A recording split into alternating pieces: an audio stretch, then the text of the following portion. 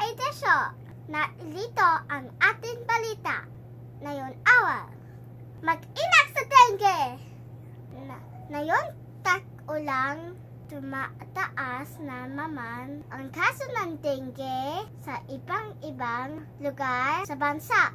Ang dengue isang sakit na nakukuha sa kagat ng lamok. Ang tao may dengue makakaranas ng sakit ng ulo, pagsusuka, kahihina ng katawan.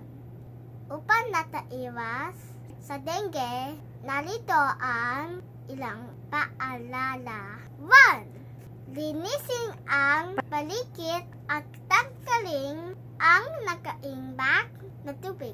2. Takpan ang mga lalagyan ng tubig. 3.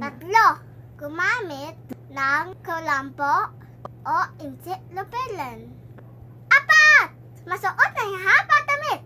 Paalala, mas mabuting umiwas kaysa makasakit.